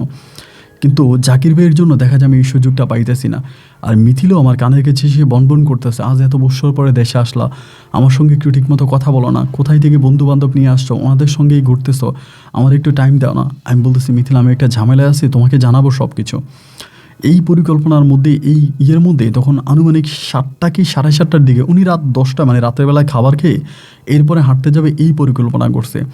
তো রাত্র 8টা কি 8:30টার দিকে 7:30 কি 8টা এরকমের সময় ওনার মোবাইলে একটা কল আসছে, জাকির ভাইয়ের মোবাইলে। না আমাদের এদিকে কিন্তু নেটওয়ার্ক খুব বেশি ভালো পাওয়া যায় না, মানে গ্রাম সাইড, তো গ্রাম সাইডের নেটওয়ার্ক নেই। এরপরও ওনার মোবাইলে একটা কল আসছে, কোথেকে জানেন, তখন কথা বুঝে না, ঘরের বাইরে গেছে। বাইরে গিয়ে আমরা বলতেছে যে আমরা বলে যে তুষার আমার কলটা খুব ইম্পর্টেন্ট। আমি বললাম ভাই একটা কাজ করেন, আমাদের বাড়ির এদিকে একটা ভিটা আছে, ভিটার উপরে চলে যান, ওখানে মোটামুটি নেটওয়ার্ক পাওয়া যায়। এইটা বলার পরে উনি তখন ভিটার ওই দিকে গেলাম মোবাইল ফোনটা নিয়ে। এই সময় আমি ওনার ওয়াইফের হাত ধরে ফেলছি, তখন কিন্তু মিথিলা ঘরে নেই। হাত ধরে বলতেছি যে আমি আপনাকে বাঁচাবো, আপনাকে মেরে ফেলার জন্য আপনার হাজব্যান্ড এখানে আনছে। মুহূর্তের মধ্যে ওই মেয়েও আমাকে বলতেছে ভাই আমি তো জানি, আমিও তো আপনার কাছে আমার এটাই বলতেছি, আমাকে বাঁচান। আমি বুঝে গেছি ওর মনে অনেক খারাপই আছে। আমি বললাম আপনি আমার সঙ্গে চলেন। বলে কই যাবেন? আমি বলি চলেন আপনি, আর কোনো কিছু চিন্তা করেন না। এই কথা বলে আমি তখন ওনার হাত ধরলাম, ওই তো আমার হাত ধরলাম, হাত ধরে আমি আমাদের এই বাড়ি থেকে তখন বেরিয়ে গেছি। বেরিয়ে মানে আমার কথা হচ্ছে আমি ওনাকে সেভ করবো। বাড়ি থেকে বেরিয়ে তখন এই খালের পাড় দিয়ে তখন দৌড়ে দৌড়ে ওনাকে নিয়ে আমি মেন রাস্তার কাছাকাছি চলে গেছি। মেন রাস্তায় যাওয়ার পরে ওখানে একটা গাড়ি পাইছি, গাড়ি দিয়ে গাড়িতে উঠে গেছি। আমার কাছে একটা মোবাইল ছিল, ওইটা বন্ধ করছে। ওনার কাছে একটা মোবাইল ছিল, ওইটা উনি বন্ধ করছে। তখন ওই যে বাটন সিস্টেম ফোনগুলো ছিল, বাটনের মোবাইল বন্ধ করছি। বন্ধ করার পরে উনি আমার বলতেছে ভাই আমি বুঝে গেছি ও কার সঙ্গে জানি কথা বলতে বলতে বলতেছে আজকে ওর শেষ দিন, চিন্তা করেন না, আমাকে শেষ করে ফেলবো। আমি বললাম হ্যাঁ আপনার হাজব্যান্ড এটাই করছে, আমাকে সৌদি আরব থেকে নিয়ে আসছে এবং আনার পরে আমারই বলতেছে এমন এমনভাবে আপনাকে মেরে ফেলবে।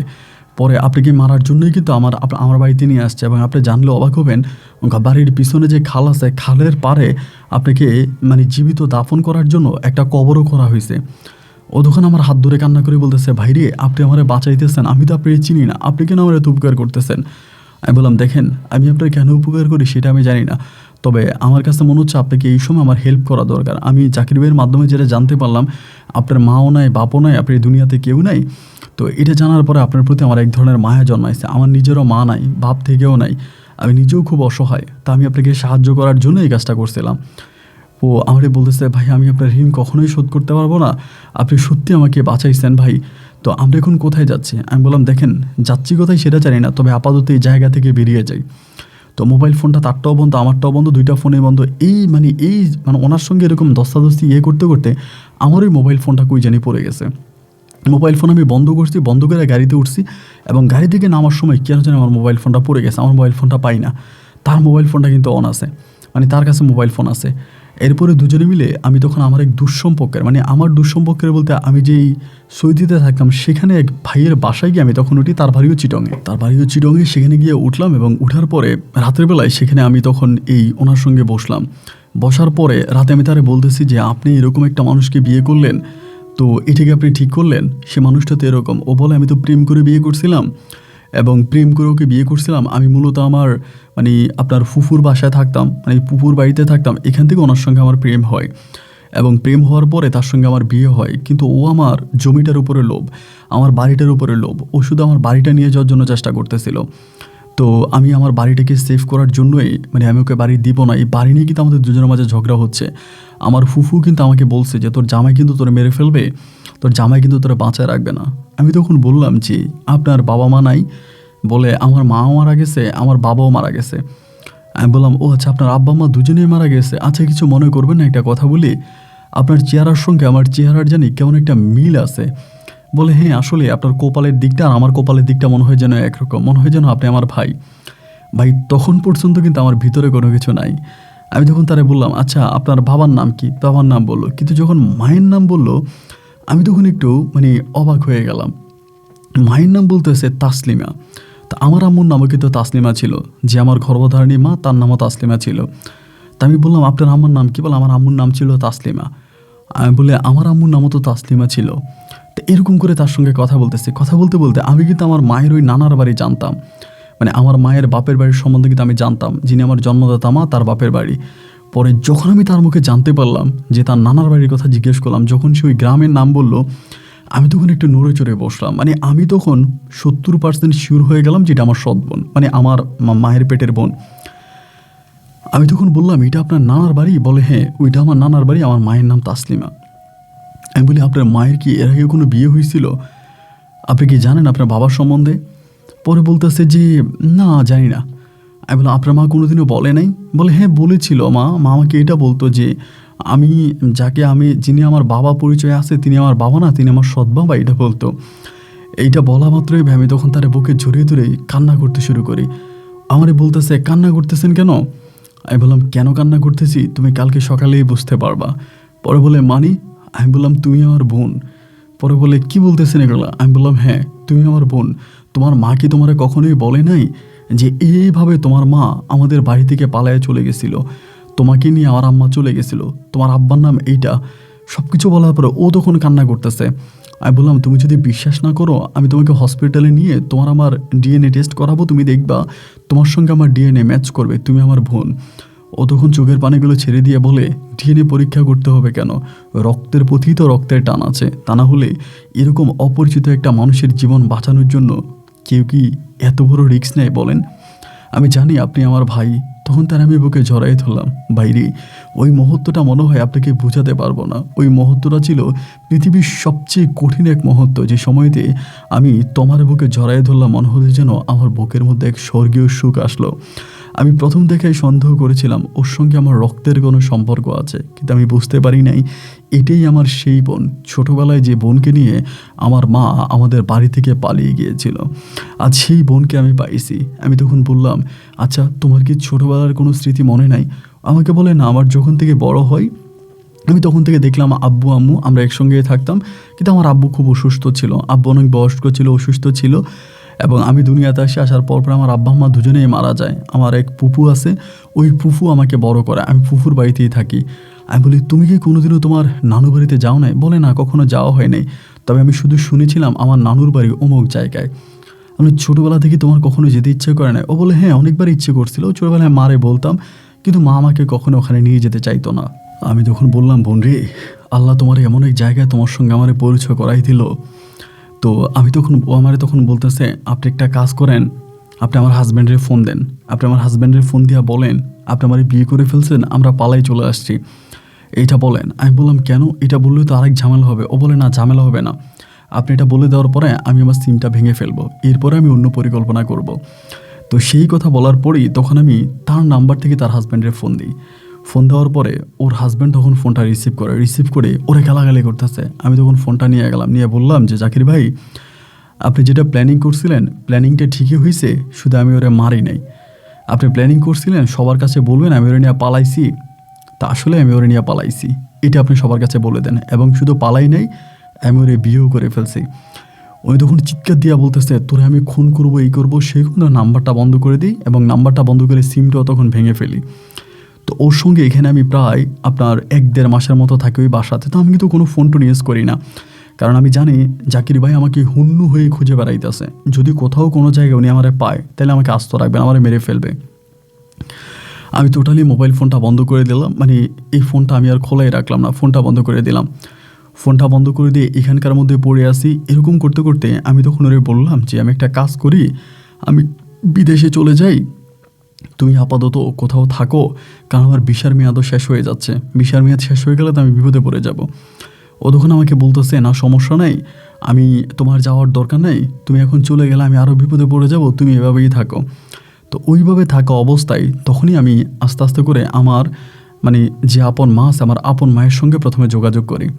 তো আপন মায়ের সঙ্গে যখন যোগাযোগ করি, আপন মায়ের সঙ্গে যোগাযোগ করার পরে আমি একটা খবর জানতে পারি। এটা প্রায় 1.5 মাস পরেই, 1.5 মাস আমি কারোর সঙ্গে যোগাযোগ রাখি নাই। 1.5 মাস পর আমার আপন মায়ের সঙ্গে যোগাযোগ করে জানতে পারি মিথিলার বাবা মা মিথিলাকে খুব মারছে এবং মাইরা মিথিলাকে অন্য কোথাও বিয়ে দিয়ে দিছে, জোর করে মাইরা অন্য কোথাও বিয়ে দিয়ে দিছে। এবং আমার গ্রামের সব মানুষ জেনে গেছে যে আমি অন্য একটা মেয়ে নিয়ে, আমার বন্ধুর বউ নিয়ে পালাইছি। পরে আমার মায়েরে আমি গোপনে এখানে রাইকে আনি। আমি ডাইকে আনি ওইখানে, এবং ডাইকে আনার পরে আমার মায়ের তখন আমি পুরো বিষয়টা খুলে বলি। খুলে বলার পর আমার মা তখন বলে যে যা হবার তা হইছে, এখন তুই যেভাবেই হোক ওর বাড়িটা রক্ষা কর। তা আমি তখন ওভাবেই তখন তোমারে বলতেছে বাড়ি রক্ষা করার জন্য। তো এই দিক দিয়ে ভিতরে আমার মা, এরপরে আমি যে বাড়িতে গেছিলাম ওই বাড়িতে আমার কাকা কাকি সবাই তখন তোমারে বুঝাইতেছে একটা কাজ করো, তুমি তোমার বাড়িটা মানে তোমার ভাইরে লিখে দাও, মানে আমার নামে লিখে দিতে বলে যে তোমার বাড়িটা তুমি তোমার ভাইরে লিখে দাও। শুধু বাড়ির লোভেই তো তোমার জামাই এরকম করতেছে, বাড়ি লিখে দেওয়ার পরও যদি তোমার জামাই তোমাকে মেনে নেয় তাহলে তো ভালো, আর যদি মেনে না নেয় তাহলে তুমি পরেরটা পরে করো, আগে বাড়িটা আমার নামে লিখে দিতে বলে। দেখেন ওই বাড়িটার দাম কিন্তু কয়েক কোটি টাকা। তো আমার বোন তখন এক দ্বিধায় কোনো কিছু নিল না, মানে চোখের পলকে বলতেছে আমি বাড়ি লিখে দিব। আমার বলে আমি বাড়িটা লিখে দিব। আমি বলছি তখন বলে বাড়ি লিখে দেবে। তখন আমার মা বলতেছে যে ঠিক আছে তাহলে বাড়িটা তোমার নামে লিখে দাও। আমি জানি না আপনি বিশ্বাস করবেন কিনা, এটা কীভাবে সম্ভব বা কীভাবে সম্ভব হইলো, সে এই কোটি টাকার সম্পদ আমার বোন তমা তখন আমার নামে লিখে দেয়। বাড়িটা আমার নামে লিখে দেয়। বাড়িটা আমার নামে লিখে দেওয়ার পরে সে তার হাজব্যান্ডের সঙ্গে যোগাযোগ করে বলে আমার নামে কোনো বাড়ি নাই, কিছুই নেই, আমি সবই আমার জাকির আমার ভাই, আমি তুষার আমার ভাই, আমি তুষারের নামে সব লিখে দিছি, আমার নামে কোনো কিছুই নাই। ওর হাজব্যান্ড বলে তোর নাটক আমি বুঝে গেছি, এখন তুষারে তুই ভাই বানাই দিছিস, তুষার তোর ভাই হয়ে গেছে, তুই সব নাটকবাজি করতেছিস, সেগুলো বলা বলি করতেছে। এরকম করে এখানে থাইকে তার হাজব্যান্ডের সঙ্গে সে 1 দিন 2 দিন 3 দিন 4 দিন করে কথা বলে, এবং কথা বলতে বলতে আমি দেখেছি সে রাতের পর রাত ওর হাজব্যান্ডের সঙ্গে কথা বলে। আমি তখন বললাম যে বোন রে, তুমি যে তোমার হাজব্যান্ডের সঙ্গে কথা বলতেছো, তোমার হাজব্যান্ড তো একটা ঝামেলা করে ফেলবে, তোমার হাজব্যান্ড মানুষ ভালো না, তোমার হাজব্যান্ড ঝামেলা করবে। পর আমারই বলতেছে যে না, আমার হাজব্যান্ড কোনো ঝামেলা করবে না, আমি আমার হাজব্যান্ডের কাছে আমি আমার হাজব্যান্ডের সঙ্গে কথা বলে ও কিছু করবে না, এখন তার জমি আমার নামে নাই। এই ঘটনাগুলোর মধ্যেই হঠাৎ করে আমার কানে এমন একটা খবর আসলো যা শুনে আপনি অবাক হয়ে যাবেন। হঠাৎ করে আমার কানে আমার গ্রাম থেকেই খবর আসলো যে আমার ভালোবাসা মানুষ মিথিলা, যেখানে তার বিয়ে হয়েছিল সেখানেই সে আত্মহত্যা করছে। মানে যে লোকের সঙ্গে তার বিয়ে হয়েছে ওই লোকের বাড়িতে সে ফাঁসি দিয়ে মারা গেছে। হঠাৎ করে তার আত্মহত্যার কথা শুনে আমি তখন নিজেকে স্থির রাখতে পারি নাই। আমি তখন সব কিছু বাদ দিয়া দৌড়ে আমি এই জায়গায় যাই উঠছি, ওখানে গিয়ে উঠছি, ওর লাশের কাছে গিয়ে উঠছি, শ্বশুরবাড়িতে গেলাম এবং ওর নিথর দেহটার দিকে তখন তাকায় রইলাম। আমি আসলে মিথিলার জন্য কোনো কিছুই করতে পারিনি। ওর আরেক জায়গায় বিয়ে হয়ে গেছে এটা শুনে আমি কষ্ট পাইছি, এটা সত্যি, কিন্তু তারপরেও চিন্তা করছি যাই হোক ও ভালো থাকুক, আমার জন্য তো কম ত্যাগ স্বীকার করে নাই। কিন্তু ওর মৃত্যু হয়েছে এটা জানার পরে আমার মাথায় তখন পুরো আসমানটা ভেঙে পড়লো। আমি তখন মিথিলার লাশ নিয়ে দৌড়াদৌড়ি করতেছি। এরই মাঝে কীভাবে যেন জাকির ভাইয়ের কাছে খবর চলে গেছে। মিথিলাকে দাফন করার পরে ওই বাড়ির মধ্যেই তখন পুলিশ এসে আমাকে অ্যারেস্ট করে নিয়ে যায়। আমি জানি না জাকির ভাই আমাকে কী মামলা দিয়ে পুলিশ এসে আমাকে তখন ধরে নিয়ে যায়। ধরে নিয়ে যাওয়ার পরে আমি তখন থানাতে চলে যাই। থানাতে চলে যাওয়ার পরে জাকির ভাই তখন থানাতে আমার সঙ্গে বলে আমার ওয়াইফের বাড়ি আমার নামে লিখে দিবি, তাহলে আমি তোকে ছেড়ে দিব। আমি বললাম যে না, আমি তো বাড়ি তো আপনার নামে লিখে দিব না। এবং এই থানা থেকে আমাকে তখন কোর্টে চালান করে দেওয়া হয়। আমার নামে যে মামলাগুলো দেয় ওই মামলাগুলোর ধারে কাছেও আমি ছিলাম না। আমাকে যে অপরাধে ধরা হয়েছে সে অপরাধের কাছেও আমি নেই, আমার নামে পুরো বাজে অনেকগুলো মামলা দিয়ে দেয়। আপনি শুনলে অবাক হয়ে যাবেন, আমার বোন তোমায় একদিন আমার কাছে এসে বলতেছে ভাইয়া তোমারে ছেড়ে দিব, তুমি বাড়িটা আমার নামে লিখে দাও, আমার বাড়ি আমারে দিয়ে দাও। আমি তখন বললাম আমি তোর বাড়ি তোরে লিখে দিব, আমার তো কোনো সমস্যা নাই, আমি তোর বাড়ি তোরে লিখে দিতে রাজি আছি। বলে বাড়ি যদি তুমি আমারে লিখে দাও তাহলে আমি তোমাকে এখান থেকে ছুটানোর ব্যবস্থা করব। তাই আমি বললাম আচ্ছা ঠিক আছে, তাহলে তুই আমারে ছুটা। এরপরে ও আর ওর স্বামী মিলে, আমি জানি না আসলে ওদের মাঝে হঠাৎ কীভাবে বনিবনা হয়ে গেল, আমাকে জেল থেকে ছুটাইলো। জেল থেকে যেদিন আমাকে ছাড়লো সেদিন আমাকে নিয়ে সরাসরি তারা আপনার রেজিস্ট্রি অফিসে গেল। রেজিস্ট্রি অফিসে যাওয়ার পর আমি পুনরায় বাড়ি আবার আমার বোনের নামে লিখে দিলাম, যেটা পৃথিবীর কেউ কখনোই করবে না, পৃথিবীর কেউ কখনো কোনো দিন করবে না, কিন্তু আমি আমার বোনের নামে লিখে দিলাম। বাড়িটা আমার বোনের নামে আবারও লিখে দিলাম। আমার বোন বাড়িটা তার নামে নিয়ে গেল, তার স্বামীর সঙ্গে সে আবারও থাকতে শুরু করলো। আমি আপনাকে ঠিক বলে বোঝাতে পারবো না, আমার ঠিক বলার মতো কোনো ভাষা নাই যে শেষ পর্যন্ত আমার ওই বোন আমার সঙ্গে যোগাযোগটাই বন্ধ করে দিল। আমার এই বোন আমার সঙ্গে যোগাযোগটাই বন্ধ করে দিল। আমার সঙ্গে সে আর কথাই বলে নাই। লাস্ট পর্যন্ত আমি খুব অভাবে ছিলাম। আমি তার সঙ্গে যোগাযোগ করেছি, জাকির ভাইয়ের সঙ্গে তার কোনো যোগাযোগ করি নাই, তার সঙ্গে যোগাযোগ করেছি, সে আমার নাম্বারটা ব্লক করে দিয়েছে। শেষ পর্যন্ত আমি আমাদের এলাকাতে একটা ছোটোখাটো দোকান দিয়েছি।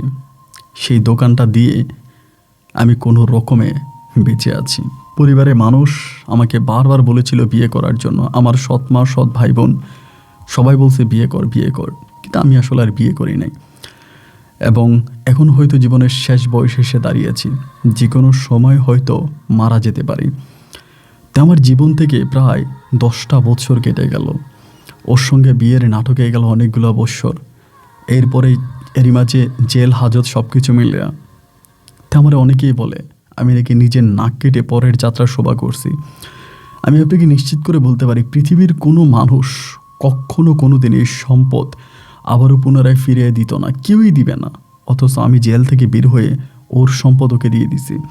আমার মাও বলছে দিয়ে দে, আমার মাও বলছে, আমার কাকাও বলছে দিয়ে দে, আমি দিয়ে দিছি। আরও জামাইয়ের সঙ্গে এখানে এতটাই ভালো আছে যা ঠিক বলার মতো না। অথচ মধ্যখানে আমি আমার ভালোবাসার মানুষটাকে হারিয়ে ফেললাম, যে মিথিলা আমার জন্য এত কিছু করেছে। আমি সেই মিথিলার জন্য কিছুই করতে পারলাম না।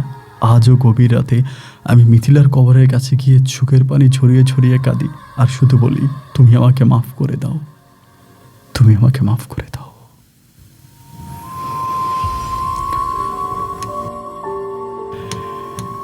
প্রিয় বন্ধুগণ, সবাইকে অনেক বেশি ধন্যবাদ এই পর্যন্ত আমার সাথে থেকে চট্টগ্রামের ভাই প্রবাসী তুষারের জীবনের হৃদয় বিদারক করুণ বাস্তব গল্পটা শোনার জন্য। গল্পের লাস্টের দিকটায় অনেক ঝামেলা ছিল, মানে সম্পূর্ণভাবে যদি ডিটেলসে বলতে যেতাম তাহলে হয়তো 3 ঘন্টা আমি এই গল্পটা শেষ করতে পারতাম না। যার জন্য লাস্টের দিকটায় আমি অনেক কিছু স্কিপ করে ফেলেছি, অনেকগুলো কথা আমি স্কিপ করেছি। তো সেখানে যদি কোনো অংশে আপনারা না বুঝে থাকেন, আপনারা কমেন্ট করবেন, আমি যথাযথ চেষ্টা করব আপনাদেরকে উত্তর দেওয়ার জন্য। প্রিয় বন্ধুরা, এই গল্পটা এরকমই একটা গল্প যে এই গল্প থেকে সত্যি অনেক কিছু শেখার আছে। ভাই যেটা লাস্টে বললেন, তিনি নিজের নাক কেটে পরের যাত্রা শোভা করছেন, বিষয়টা আসলে ঠিক একই রকম। সে তার নিজের বোনের জীবন বাঁচাতে, নিজের বোনের সম্পদ বাঁচাতে তার সবচেয়ে বড় সম্পদটাকে সে হারিয়েছে, এবং এই সম্পদটাকে হারিয়ে আছে একেবারে নিঃস্ব, মৃত্যুর দ্বার প্রান্তে এসেছে, আর কোনো বিয়ে শাদী করেনি, এবং পুরো জীবনটাই নষ্ট হয়ে গেছে। জীবনটা এক স্বার্থপরের জায়গা, এখানে স্বার্থ ছাড়া কেউ কারো না। স্বার্থবিহীন সন্তান তার মাকে ভালোবাসে না, মা তার সন্তানকে ভালোবাসে না, স্ত্রী তার স্বামীকে ভালোবাসে না, স্বামী তার স্ত্রীকে ভালোবাসে না। এই দুনিয়াটা এক দুনিয়া নয়, এই দুনিয়াটা এক স্বার্থের মহারঙ্গমঞ্চ। আল্লাহ আমাদেরকে লোভ থেকে হেফাজত করুক, এই শুভকামনায় আমি আপন আজকের মতো এখানে বিদায় নিচ্ছি। আপনাদের সঙ্গে আমার দেখা হবে নতুন দিন নতুন কোনো গল্পে। আল্লাহ হাফেজ এন্ড আসসালামু আলাইকুম।